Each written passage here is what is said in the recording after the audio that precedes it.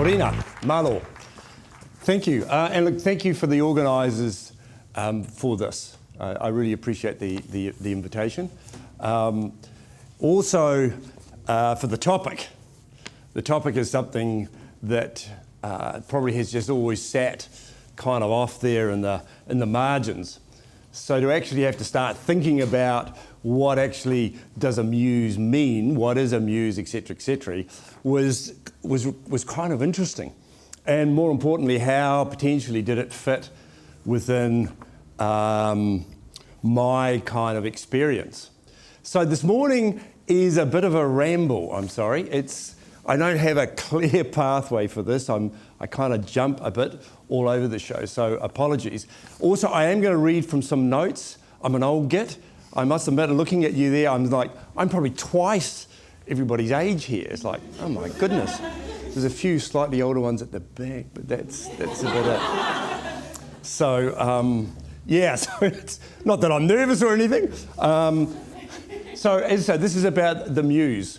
And also the notes help me because I'm a bit halfway around the goldfish bowl at the moment, and I think that seems to be decreasing.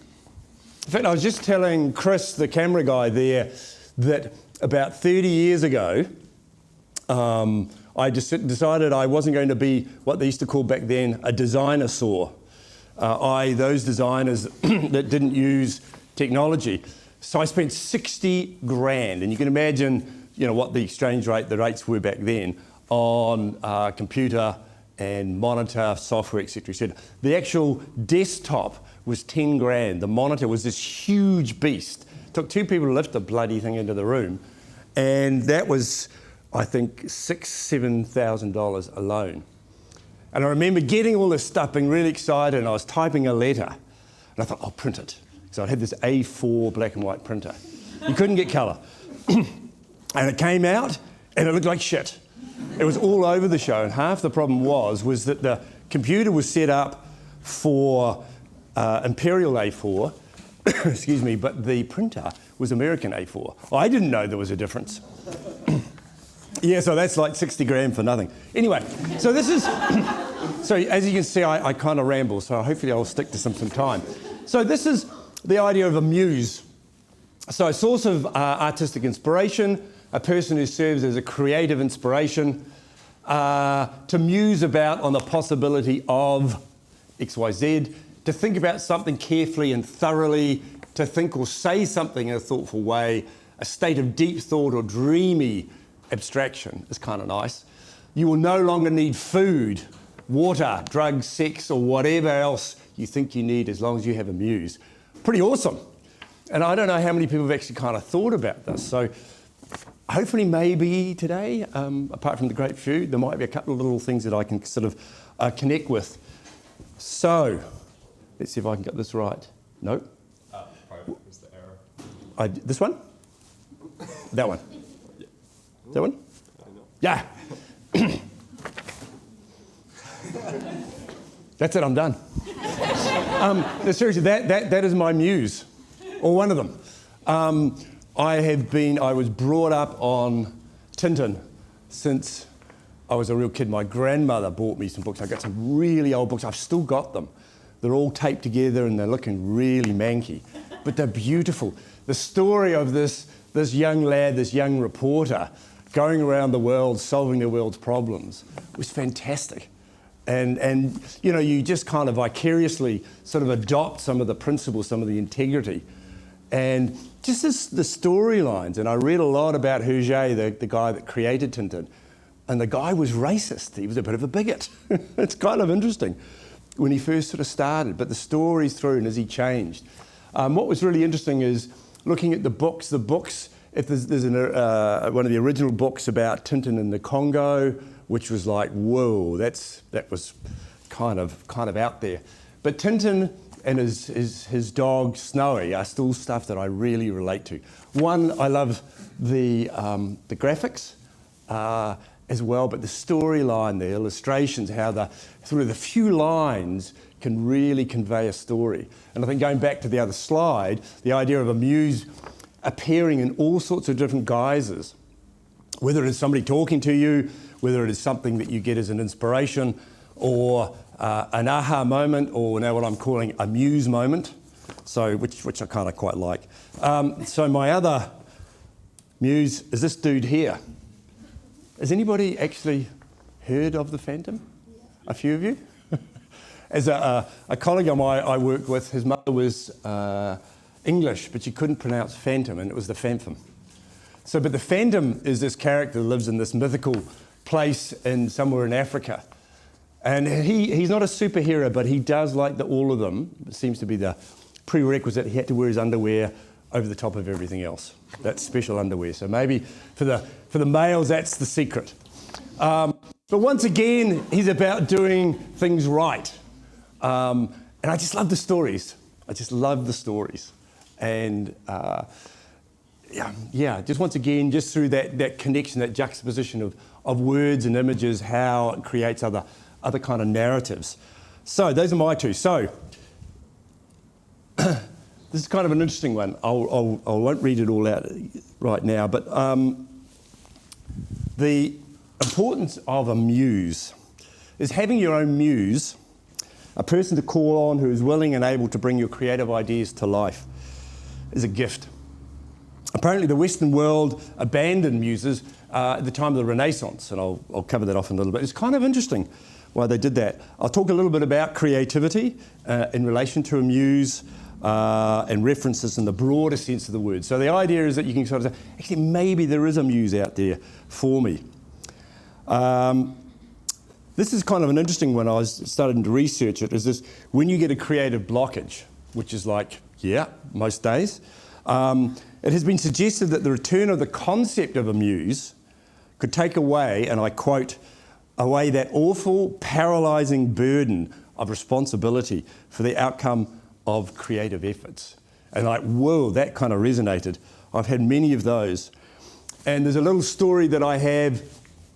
I was working at an ad agency at the time, and I was the real newbie as a kind of a medium, mid-weight art director. And I'd only been there 2 or 3 months, so I was still kind of on trial. And we were pitching for a client called ALEC, which is Alcohol Liquor Advisory Council. I'm not sure whether it's still going. But this was quite a biggie. So it was us and 3 agencies. The agency I worked for was probably one of the second, third biggest agency in the country at the time. So the creative director had taken a bit of a punt. Anyway, so we'd been given individually, normally work in teams, we'd been given individually the task of coming up with ideas for ALEC to win us the business. The other guys were all working really hard, and I had nothing. Zip, a few chicken scratchings and a few really average, crappy ideas. I was worried. I was seriously worried, seriously stressed about this. So I remember waking up the morning, we were presenting to the creative director at 9:30. So I woke up, I was parking near the overseas terminal, and I walked along the wharf there. It was quite a nice day like this, and I'm going like, this is the death march. So like, seriously, I was so concerned that this guy's going, no, we made a really bad mistake employing you.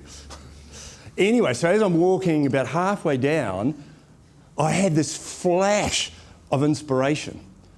And these ideas just fired at me from all directions. Even now I'm getting a bit of a shiver, which is kind of weird. And I'm going, shit, this could really work. This is a really good idea. And then there were so many, I'm going, stop. And so I started to run. I'm an asthmatic. It's not a good idea. It's like, so I'm running down the wall. What? And I get there, so scribbling down these really rough drawings and ideas to pitch to the creative director and the team, because the others had presented some quite nicely finished stuff, and mine look as rough as.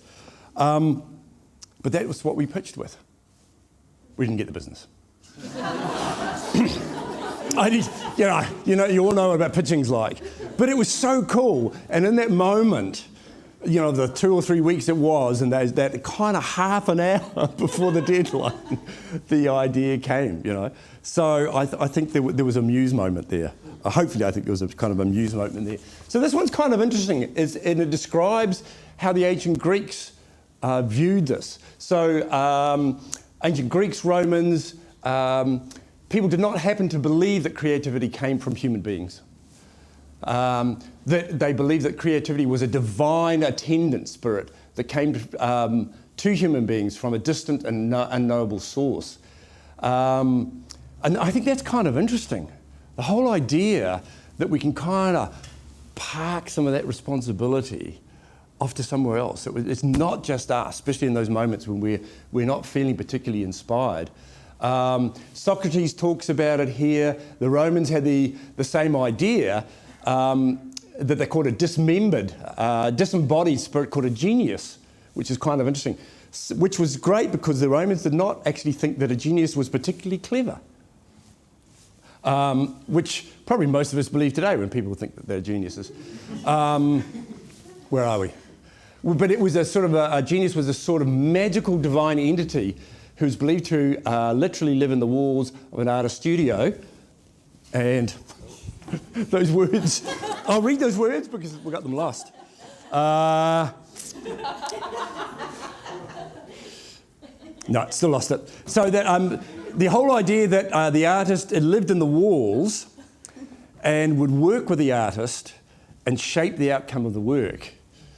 Isn't that kind of interesting? That on the walls there's this thing, this muse. So I was looking and researching a little bit, and there was a woman, Elizabeth Gilbert, that has done a really good TED talk about the muse. So I'm quoting a little bit from her. So the thinking goes that to reduce the pressure to perform, to always be creative, to come up with blindingly brilliant ideas or to start believing you are as a genius is a bit of a problem. The concept that there could be the other that guides you, that will always only listen, and if you only listen and you get some sort of traction from this sort of muse. Her ideas talk about and pointed to a scientific evidence to support the idea of divine inspiration. I think we've got all of it there. So what happened is in 1976, a scientist by the name of Julian Janus argued that the phenomenon was more common 100 or so years, or hundreds of years ago, because the human consciousness was not at the same stage of development as we have today. In essence, they were all more open-minded. They weren't so locked into things had to be logical, things had to be proven. Kind of interesting, isn't it? I think that's really interesting. So basically, as we become more sophisticated, more knowing, we've actually shut this mechanism off. So it's like we believe we know it all, or we should know it all. The results being the same. Basically, we've shut off this access to a very powerful means of creative inspiration, the unseen muse. I like the idea of the unseen muse. He supports his theory through the texts of ancient Greek literature, Homer being one, and he argued that the authors weren't making it up, they were describing a real human experience. He also argues that the ancient mode of thinking has to a large extent died out in modern society. It survives here and there in the people diagnosed as schizophrenics, those who practice as mediums and claim to hear voices of spirits. You guessed it. Also in many artists, writers, and other creators who've described inspiration coming to them in the form of hallucinated visions or voices.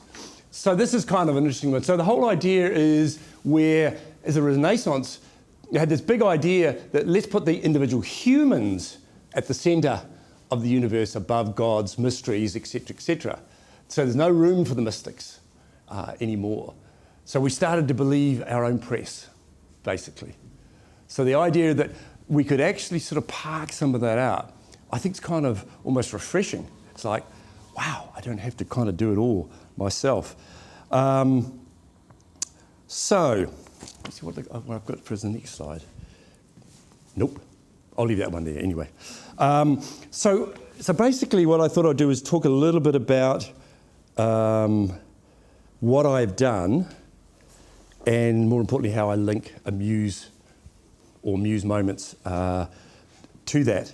As I said, I'm not an expert in this at any sort of shape or form, and to be honest, it wasn't until I started to think about a muse that I went, actually, I think I've had a few of these Muse Moments. So thank you. That's actually been really helpful. And at 64, I can still learn shit. So basically, I think I've had a lot of those moments, but I never realised that they'd kind of happen. I had those aha moments when you go, you have that kind of an epiphany, and you go, yay, God, I'm good.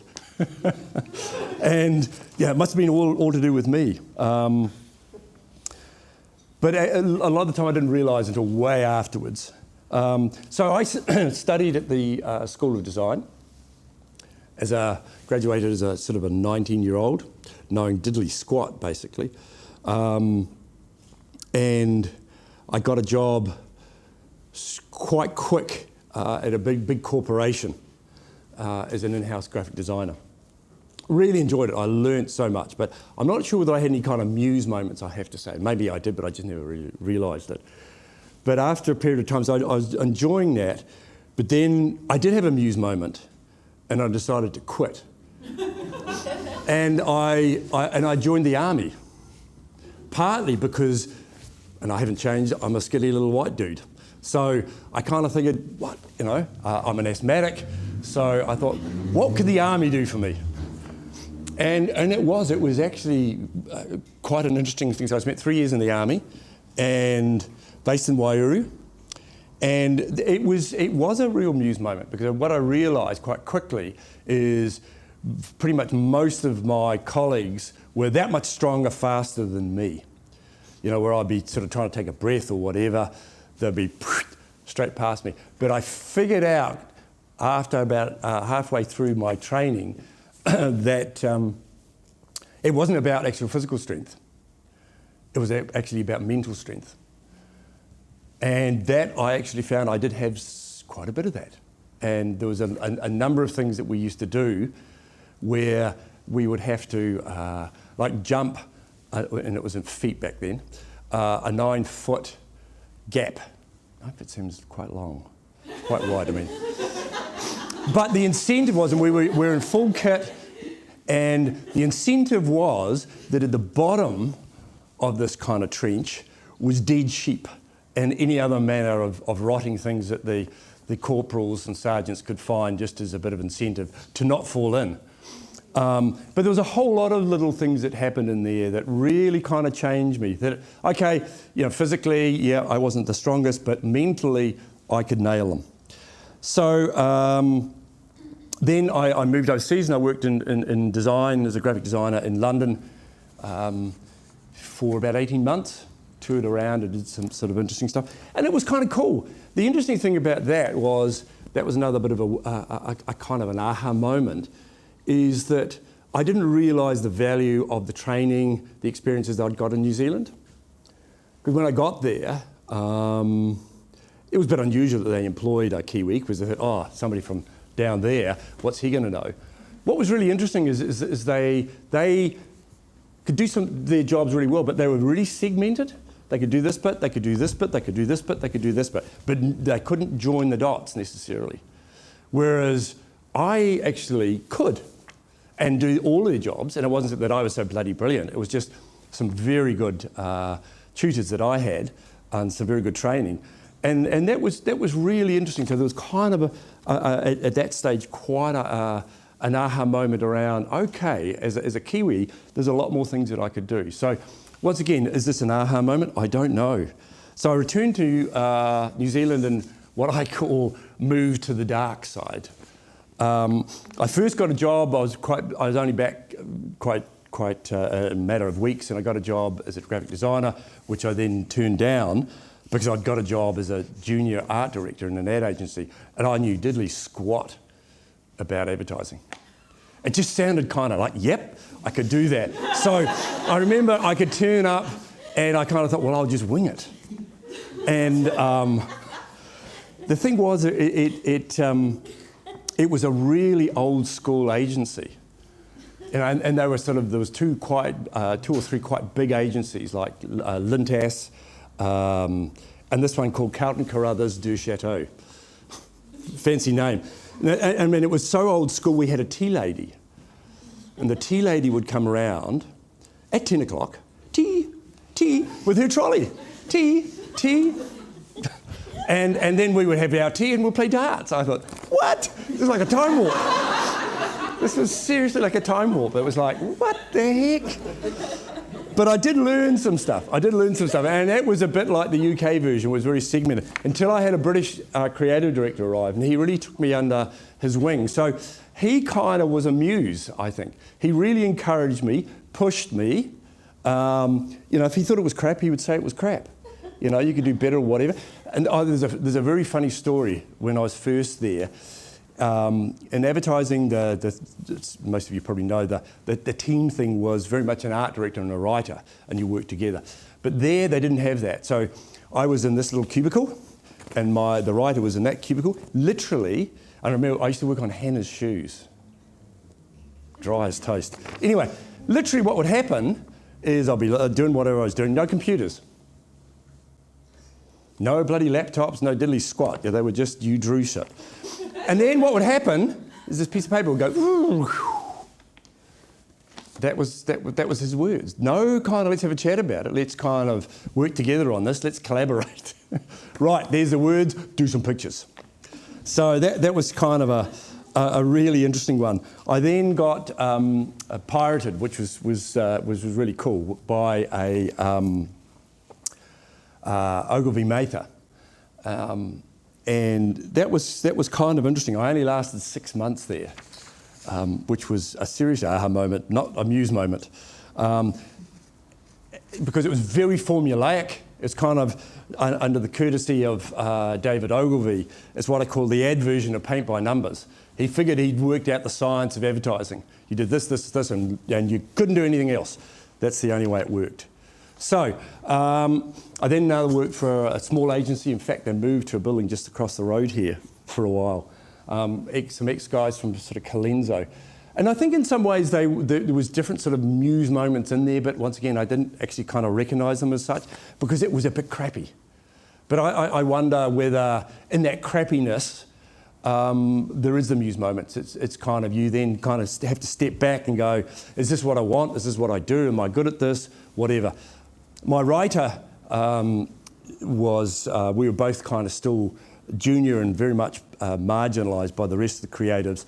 It was great because we helped each other so much, and she was a real muse to me. She was absolutely brilliant, and we kind of kept in touch for years, which was absolutely fantastic, and I really enjoyed that kind of relationship. So, is there another slide that I've missed here? The next one, there must be sorry. I think I've got this a bit out of order. Maybe? Anyway, I'll see how I go. So this guy here was a definite muse for me. This is a guy, Shapur Batlawala. And he's the guy that I had to pitch to for the Alec account. So he's the guy that employed me. The funny thing about the story is that my 6 months at Ogilvy and Mather, in the end, because I'd only lasted 6 months before I resigned, they were none too pleased. I was not flavour of the month. And my creative director was seriously pissed at me. And he's the guy, he's the guy that this guy rang up for a reference. Oops. So I had to warn him. I said, look, it ain't going to be good. And it apparently wasn't. Yet he still employed me. So, but this guy was such a genius. He really knew how to work with people. He was a creative director in every sense of the word, that he helped you, he pushed you, encouraged you, cajoled you to do the best work you could without sort of saying anything was sort of crappy or whatever. And it was just brilliant working with him because he had some sort of energy that just you wanted to do the best. And he would guide you through all the sort of stages. I remember working till about 2 a.m. on a series of ideas for Boots the Chemist. And boy, are they conservative. And I was working on 3 different ideas for this presentation. So, and once again, there's no computers. Everything was visualised back then. So 2 a.m. I finished, 10 o'clock in the morning, we presented to the client. And he did a fantastic job. He taught me the value of presentation kind of as a performance almost, if that makes sense. And he presented the first idea to the client, and he backgrounded it, did all of the bits and bobs, and I was going, yeah, so why did I do the other 2? And the client went, oh, beautiful, beautiful. And then he'd go, yes, but there's something that's not working. The client's like, what? And he then started to unpack why it didn't work. The lesson was he needed the client to do idea number 3, but he couldn't just show him idea number 3. He had to be able to take the client on the journey that is creatives. And by creativity, I don't know if there's anybody that isn't in what we call a creative industry, but this applies to business strategy, all sorts of things. Creativity isn't just for people that work in kind of the design and ad industries, etc. But he needed to take this guy through this journey, so he proceeded to go through it. And he presented the second one, and the client is really he was a real nerdy sort of guy, very conservative. He was starting to go, yeah, which is the first time I'd ever seen him that excited. By the third one, this guy was like almost grabbing him by the sleeve and show me. It was really interesting, and I got involved. And I thought, shit, this is really good. So I learned some stuff from him. Okay, sorry, I need to move on a bit here. So there's kind of some Muse moments. Shit, we're almost at time. I'm only halfway through. I'll go through really quickly. I was really worried that I thought, this will take 15 minutes. What the hell do I do for the other time? So I've worked with guys like Tom Scott, the illustrator, and the journalist Rosemary McLeod. They were genius because they were really good storytellers, absolutely brilliant storytellers. Recession kicked in. And I was made redundant from McCann Erickson, where I was a creative director there. And that was interesting. I just moved into a house. I had a hefty mortgage, 2 young children. Oops. But it was a good moment. So I then set up 5 different businesses, not all at the same time. They kind of morphed a little bit, when I realised this wasn't the opportunity. So when I was there, I also taught part-time at the School of Design, which is now part of Massey, but it wasn't part of Massey then. Partly because it just gave me some kind of regular income.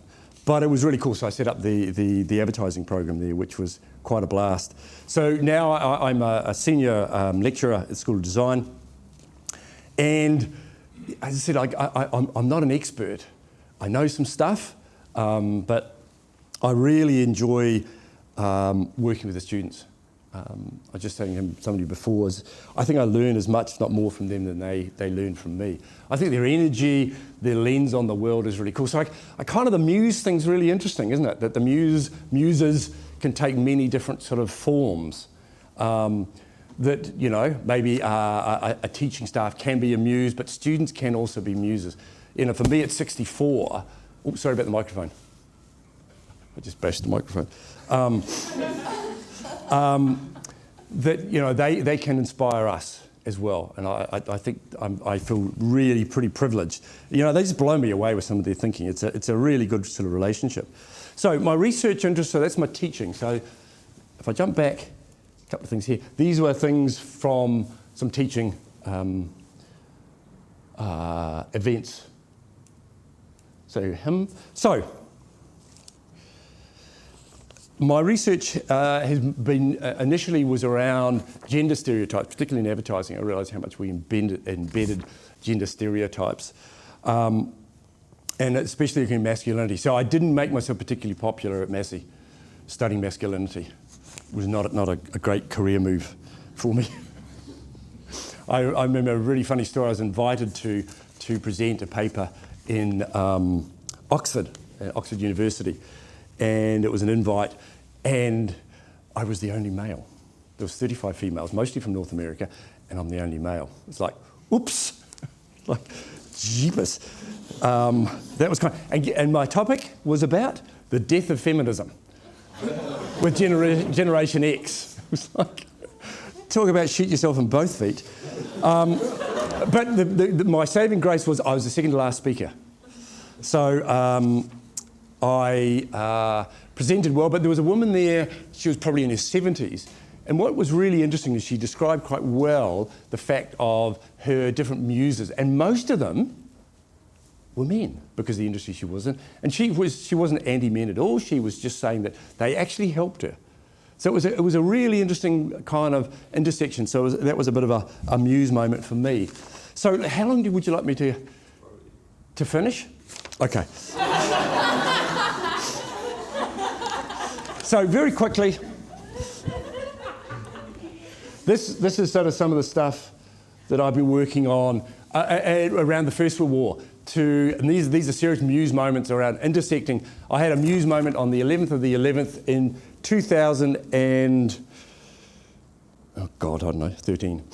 And it was around this, if I hear voices, I hear their voices. It's really spooky, seriously spooky shit. I've played, and I play the bagpipes, so I use it as part of my research. And it connects with a lot of the work that I do. And I played just recently in France and in the Meningate, which is in Belgium. And being a researcher, to be able to sort of do this stuff and connect a narrative through music and performance to an audience that isn't passive, to actually physically engage with them, is seriously quite a blast. So I'm going to finish with the whole thing of being a muse. Actually, I think everybody is. I think everybody is kind of a muse. And most of us don't know it, because as soon as we know it, we aren't a muse. Does it make sense? I don't wonder. So I think being part of a muse is being a good storyteller. Being engaged, being a good storyteller. You need storytellers to inspire and to contextualise life. So that is me. That's my most recent research. So I'll explain that later. I'll get another invite. So look, thank you very much for listening, guys. Sorry about the ramble.